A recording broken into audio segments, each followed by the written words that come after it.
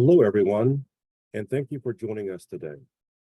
I'm Stuart Frank, Director of the Agricultural Marketing Service, Packers and Stockyards Division. Welcome to the briefing on transparency in poultry grower contracting and tournaments. This webinar session is being recorded. A link to the webinar recording will be made available following the broadcast to all registrants. To reduce background noise, your microphone has been muted. Your video feed is also blocked. We do this to protect the privacy of all our attendees. You have the option to activate closed captioning to appear along the bottom of your viewing screen. Click on the CC option located in the toolbar along the bottom of your monitor.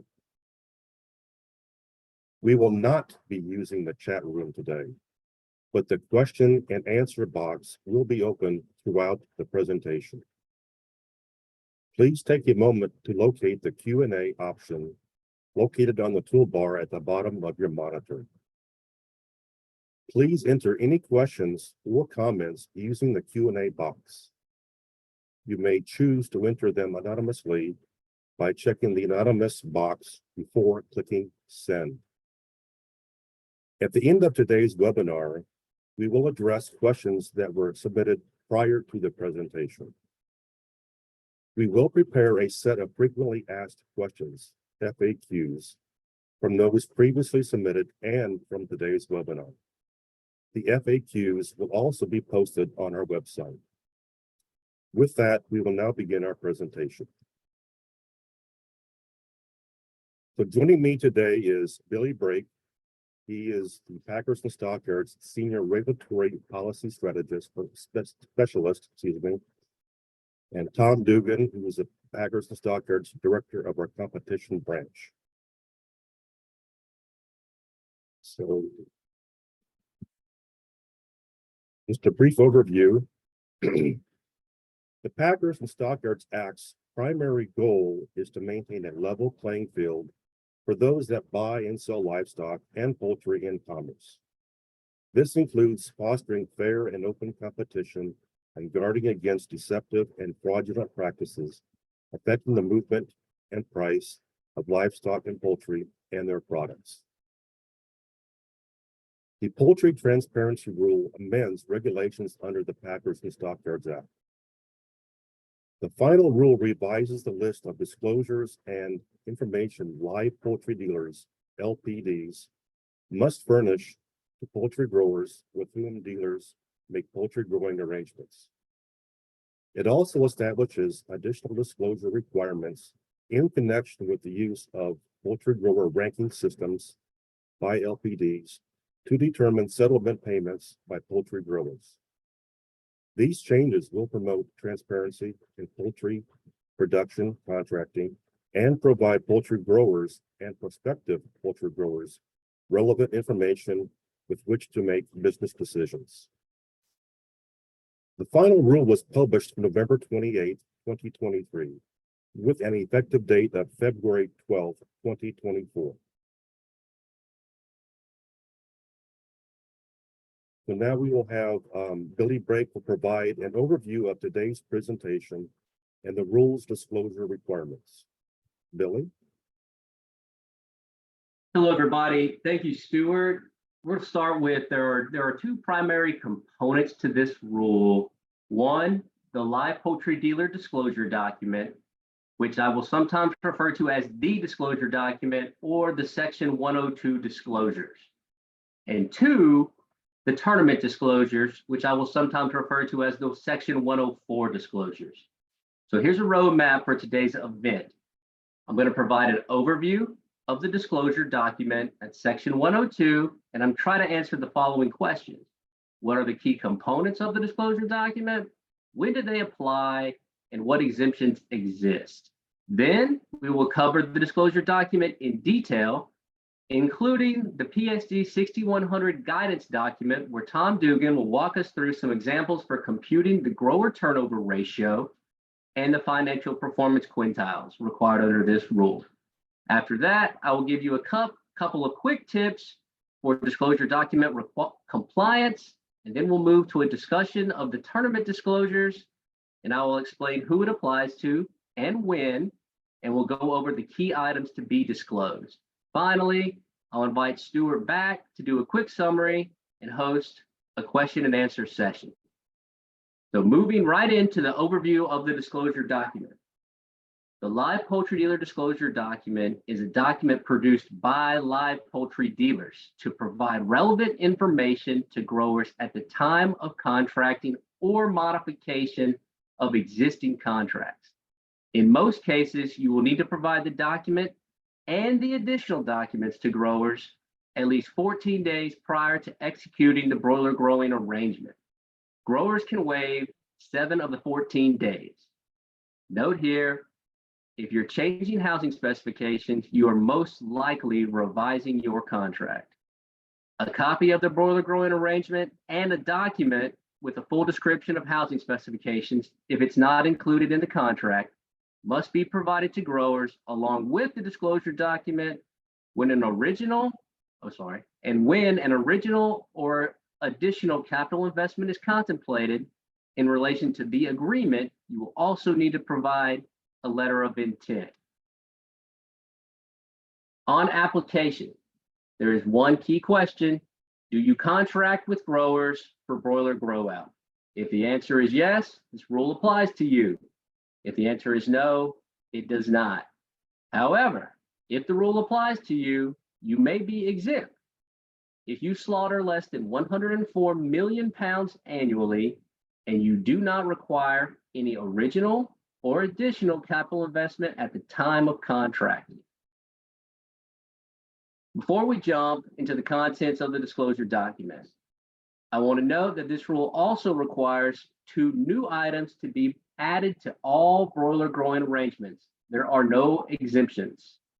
1, the minimum number of guaranteed flocks placed annually, and 2, the minimum guaranteed density range of those placements. These items will be needed to be added to all grow out contracts. Please note here, these minimums should be consistent with any live poultry dealer representations to growers in the solicitation of the original contract. So on this slide, you can see the components required for the disclosure document. We will cover each of these components in the webinar today. Please note, the 6100 guidance document will provide more information on format and other specifics, including the calculations and computations necessary to create the required tables and ratios. The prominent disclosures require some basic general information items and contact information for the live poultry dealer, as well as a series of affirmative statements. I'm not going to spend much time on this. Do note the new contract requirements on placements and density are included here. If you have additional questions, please send them to the Ask PSD email address. Moving on to the second component, risk factors and policies. On the bankruptcy and litigation summaries, context may be provided if it's appropriate. You may also note if litigation was resolved via confidential settlement or other means. Growers need to understand what ability they have to exit the industry, and as such, a sale of farm or assignment of contract policy will need to be developed as it is required here. The other policies and procedures noted in this rule are only required if the policy exists or is in existence. If no policy exists, the live poultry dealer may note no policy exists on the disclosure document, but must address each of the issues or each of the items in the regulation. Grower turnover ratio reflects the churn among growers, the change among individual growers year over year. Context may also be provided to this ratio. For example, 7 growers retired from production in 2023. This represents 25% of the turnover ratio. Tom will explain the grower turnover ratio calculations later in this program. Tom will also cover the computations required for the historical quintile tables in this program. For now, the basics are individual grower total annual payments must be normalized to dollars per square foot. If multiple pay rates are in use, a table is required for each pay rate. If, for any reason, the historical quintiles are not reflective of future revenue or possibly an inaccurate representation of future revenue, alternative revenue projections are required with explanation. For example, if pay rates, densities, bird size, etc. have changed, and those factors are likely to affect grower payments, an LPD must create a revenue projection and note the assumptions underlying those projections. Finally, if LPDs collect information related to grower variable costs, a summary of those costs must be provided to growers, as that information may be relevant to the cost of their operations. The goals of the governance framework are to ensure accuracy and completeness. From AMS's point of view, that framework should be a written process reasonably designed to achieve those goals. Internal controls should be developed around collection and presentation of this data. This is a facts and circumstances analysis similar to required reports made to investors and other parties. We have received several questions related to this topic alongside registration for this event. So here's a quick additional note. When a live poultry dealer has multiple complexes, the principal officer would be someone with purview over all of those complexes. The focus on the certification requirement is the process.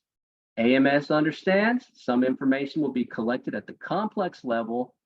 The principal officer should ensure that the process to collect that information results in accurate and complete distribution of information in the disclosure document. PSD will look at the accuracy and completeness as the lodestar of whether the framework actually works as intended. If the disclosures are not consistently accurate and complete, the company would need to change the framework, including increasing internal controls and risk management, enhancing testing and verification, etc.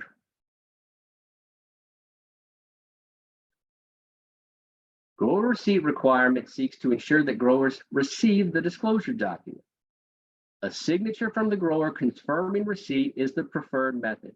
However, if a grower refuses to sign for receipt, alternative documentation of best efforts are acceptable.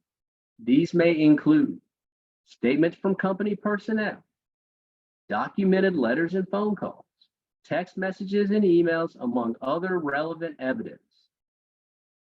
This concludes the overview of the components of the disclosure document. At this time, I'm going to turn the presentation over to Tom Dugan, Director of the PSD Competition Unit, to discuss the 6100 guidance document and give us some examples for calculations that are required under the live poultry dealer disclosure document. Tom? Thank you, Billy. So the PSD 6100 guidance document, what it does is it provides step-by-step instructions for live poultry dealers to complete the live poultry dealer disclosure documents. It's not a form to complete. It's simply a guidance document on how to complete the disclosure document. We have a link to the PSD 6100 on the resources slide. An important piece of the 6100 is the appendix. And the appendix provides step-by-step computation instructions for annual grower turnover rates, average annual gross payments to broiler growers by quintile, and mean and standard deviation of average annual gross payments to broiler growers. Here's a quick look at the 6100. And like I said, a link to it is on our website. And in this first section A, it gives live poultry dealers guidance on what needs to appear on as the prominent disclosures on the cover page or pages. Things like company name, business type, business address, website address, term of the contract. It also has to have the following statement as listed under A9. And under A10, it has to disclose the minimum number of flocks placed during the grower's farm each year and the minimum stocking density. And then the applicable statement of A or B. The rest of the disclosure document steps the live poultry dealer through how to complete the disclosure document. The appendix to the 6100 includes step-by-step computation instructions for the annual grower turnover rate. So live poultry dealers have to complete this for the previous year and the average of the 5 previous calendar years at a company level and at a local complex level. And here's how you calculate it. You take the number of grower separations in the time period, whether that be a year or the average of the 5 previous calendar years, the number of grower separations in the time period divided by the average number of growers in the time period times 100. So here's an example for the previous year. At the company level, there were 12 grower separations at all complexes and an average of 260 growers. So to calculate the company grower turnover rate, you would take the 12 grower separations divided by the 260 average number of growers times 100 to get 4.6%, which would be the company grower turnover rate. At a complex level, let's say at the local complex for a grower, there were 3 grower separations and an average of 75 growers at the complex during the previous calendar year. So the complex 1 grower turnover rate would be the 3 separations divided by the 75 average number of growers times 100 to get 4%. And the 6100 asks you to put this information into a table. So here's an example table of the company and complex grower turnover rate for, say, a prospective grower or a current grower. So you'd have the company name at the top, the previous year annual grower turnover rate. We calculated in the example on the previous slide of 4.6%. The live poultry dealer will also calculate the grower turnover rate for the 5-year average annual grower turnover rate and place that in the below the previous year annual turnover rate. At the complex level, you'd put the complex name and the location of the complex. So in this example, it's complex 1 in Atlanta, Georgia, for example. And we would place the previous year annual grower turnover rate of 4% in this space, and then the 5-year average annual grower turnover rate in the second space. Turning to quintiles. So the 6100 in the appendix provides step-by-step computation instructions for the average annual gross payments to broiler growers by quintile. So these have to be measured in dollars per farm facility square foot by housing specification tier for each of the 5 previous calendar years at a local complex comprising 10 or more growers. So what's a quintile? A quintile is a statistical value that represents 20% of a given population. The quintiles we're looking for here are the average annual gross payments per square foot earned by the lowest to highest 20% of growers. I'll step you through now the computation instructions and then provide an example. First step, group growers according to the housing specification affiliated with their contract. Include all growers under contract for a complete year and growers under flock-to-flock contracts during that same year. And exclude growers whose housing specifications changed during the calendar year.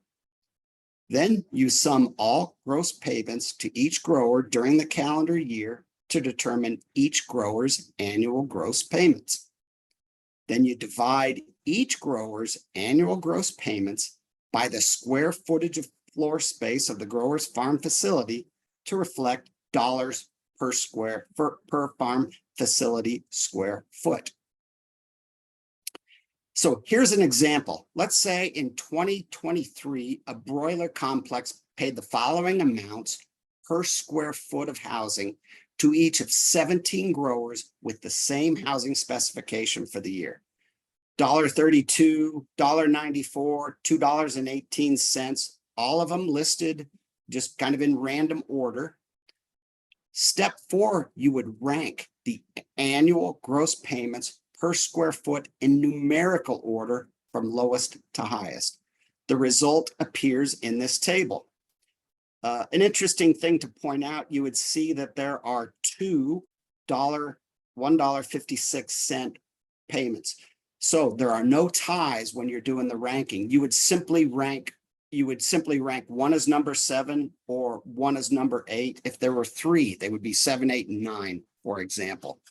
So you rank them in numerical order from lowest to highest, like I show in the table. Then to form the quintiles, you multiply the total number of growers by 0.2 and round to the nearest whole number to determine the largest ranking annual gross payment per square foot in the first quintile. All annual gross payments at the upper bound and below form the first quintile. So for example, 17 times 0.2 equals 3.4. Rounding, that would round down to 3. So all annual payments at rank level 3, 2, and 1 would form the first quintile.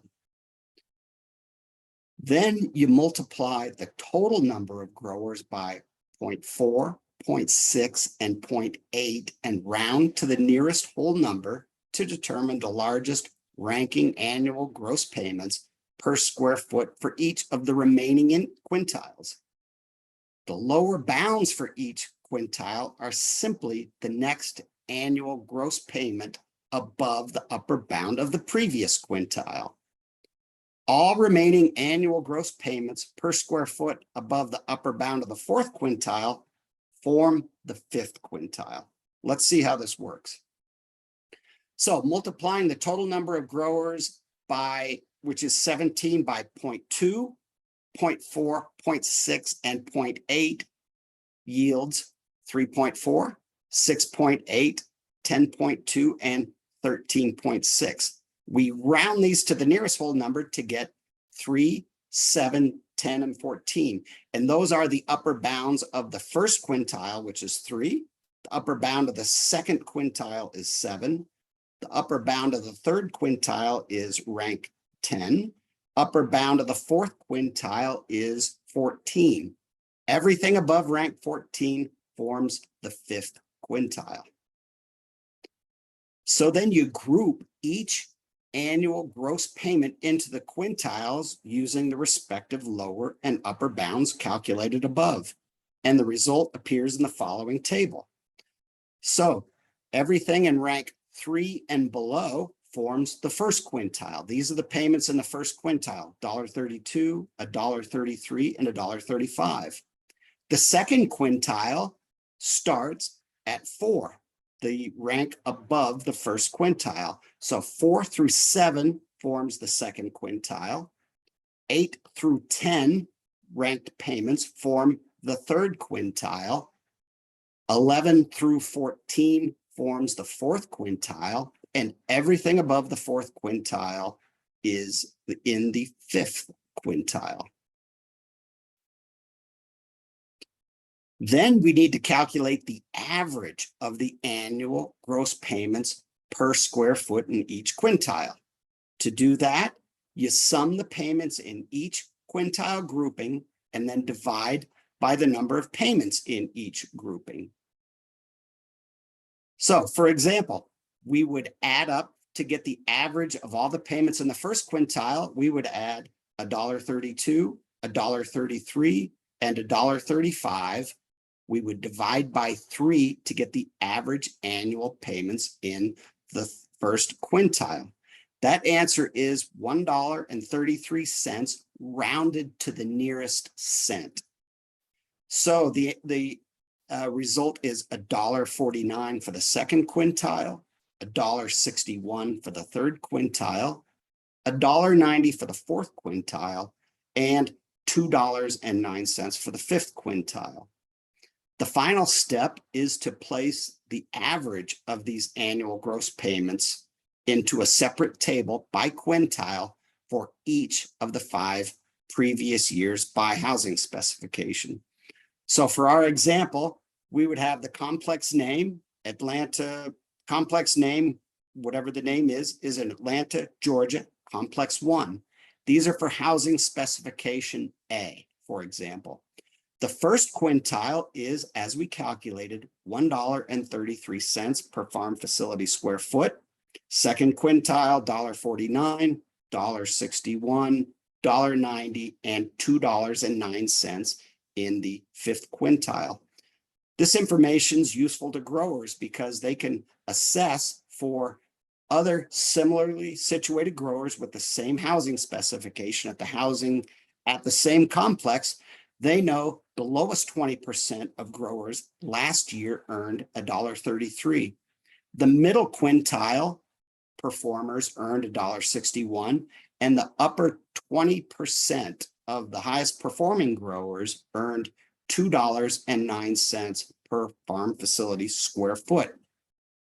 So this is the table for 2023.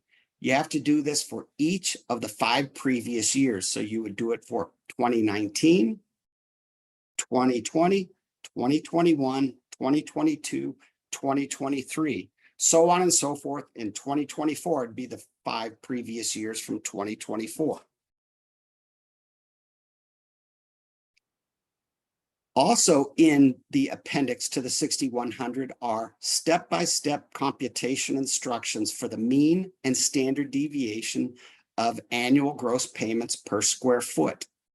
This has to be completed for the 5 previous calendar years at a local complex comprising 9 or fewer growers. And the reason for this is, so we use quintiles for 10 or more growers, but the mean and standard deviation for 9 or fewer growers is because if there were 9 or fewer, necessarily one of the quintiles would contain the specific information for only one grower. So to prevent that from being disclosed to everybody, for instances where there are 9 or fewer growers, live poultry dealers have to report the mean and standard deviation of annual gross payments. There are specific computation instructions in the appendix for the PSD 6100, so I'm not going to go through an example here. However, if you have questions, as you'll see on the resources slide, there is a link to the PSD 6100 and the appendix, and questions about the rule, including computation instructions, can be sent to the Ask PSD email address. And a link to the quintile example I covered is presented on the link on the resources slide. So with that, I'd like to turn it back over to Billy to talk about the compliance strategy. Thanks, Tom. Yeah, I'm going to do a quick tip here on compliance strategy with the effective date in the near future. So as all parts of this rule are in effect simultaneously on the effective date, if contracts are amended to include minimum annual placements and density prior to the effective date, the production and distribution of a disclosure document would not be required. In many circumstances, these amendments may be considered revisions to contracts, which would trigger the production of a disclosure document. However, if your contracts are amended prior to the effective date, you would not be required to provide growers with the disclosure document as it relates to this specific contract revision. With that, we will move to an overview of the tournament disclosures. So Section 104 tournament disclosures only apply if you are contracting for broiler production, 1, and 2, using a poultry grower ranking system tournament to allocate grower payments. The definition is on the slide. I encourage you to review it. There are two parts to the rule. The first are placement disclosures, which are provided to individual growers at the placement of flocks. And second, the settlement disclosures, which appear on the ranking sheet to provide input information to all the growers within a settlement group. First, placement disclosures. Again, these are provided to individual growers at placement. You can see the list of items to be disclosed below on the slide. Here's a couple of notes originating from questions submitted with registration for this event. First, using percentages of breed and sex are an appropriate expression of a ratio. The breeder facility identifier may be a number or a code as long as that code or number is consistently used through all placements. It need not include the name of the owner of the breeder farm. For breeder flock age, weeks is most likely the appropriate expression. And finally, on adjustments, adjustments refer primarily to payment adjustments or performance adjustments that are known at the time of placement. For example, this flock would be paid on a 5-flock average. If that's known prior to placement, that should be disclosed to the grower. Note that this requirement does not restrict a live poultry dealer's ability to make adjustments after harvest of that flock. So to settlement disclosures, finally, the last item we're going to cover today, these disclosures should be included on the ranking sheet such that all members of a settlement pool can ascertain the information of all pool participants. The disclosures mirror the information in the placement disclosures with the exception of the elimination of adjustments and the addition of feed disruptions. A couple of notes arising from questions submitted prior to this webinar. On feed disruptions, the disclosure is designed to capture situations where birds are without feed for 12 hours or more, regardless of who's at fault. The intent is to identify outages that may affect performance of the flock. One more item on settlement disclosures. They should be provided on all flocks placed after the effective date. If flocks were placed prior to the effective date but settled after, the settlement disclosure would not be required. This concludes our explanation of the tournament disclosures, section 104. I will now turn the program over to the PSD National Director, Stuart Frank, for a quick summary and our question and answer session. Stuart? Thank you, Billy and Tom. To summarize today's presentation, the transparency rule requires 1, live poultry dealers to make certain disclosures to poultry growers with whom they contract to raise birds to prevent deception and help growers compete more effectively. 2, a live poultry dealer disclosure document that gives growers critical information they need about realistic outcomes that can be expected before making important contracting decisions, including making additional capital investments. 3, tournament-specific disclosures to poultry growers who are paid using a poultry grower ranking system. And 4, settlement disclosures that show the distribution of the inputs, the housing specification, and any feed disruptions for all the growers in the tournament, names anonymized. As both Billy and Tom have frequently referred to the reference slide, this is the reference slide. And in addition to this, which we will be posting, you could also refer to the notice to trade on the AMS website that was issued on December 14th, 2023 to these same links. That website would be www.ams.usda.gov. And you can go to the news and announcements section or tab and look under the notice to trade for that date.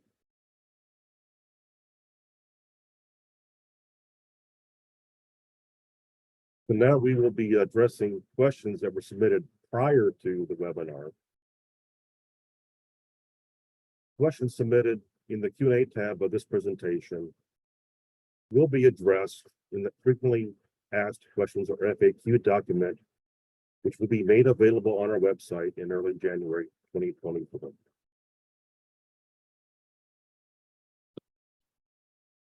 First question. Applicability of the final rule. Does the final rule apply to all poultry broilers, to all poultry, broilers, turkeys, ducks, etc.? Answer. This rule applies only to live poultry dealers that contract with broiler growers. Next question. Does AMS plan to announce a period of enforcement discretion to allow live poultry dealers and growers to implement the requirements of the final rule? AMS packers and stockyards always retains discretion with respect to enforcement, but the rule will be effective in whole on February 12, 2024. We fully expect that LPD's approaches to compliance will evolve, in particular during the first year as the LPDs move to perfect and most likely automate portions of their processes and also address weaknesses they observe in their own systems. This is a normal part of any rule implementation.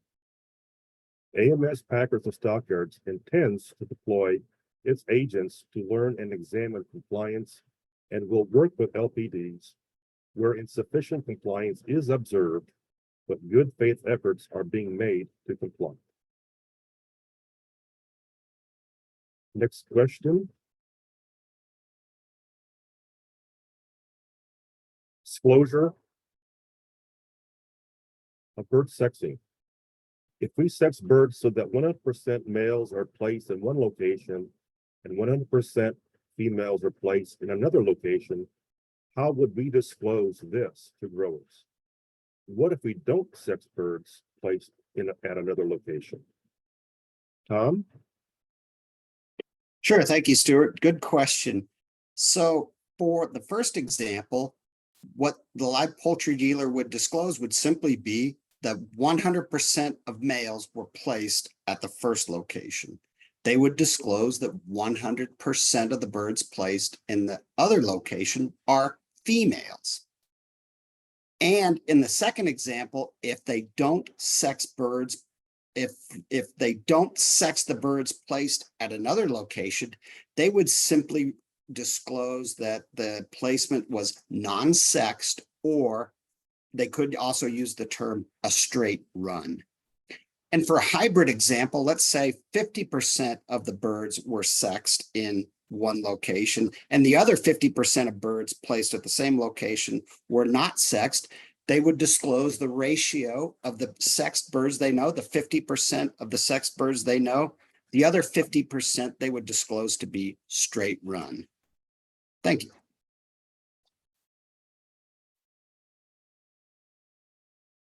Question on placement and settlement disclosures.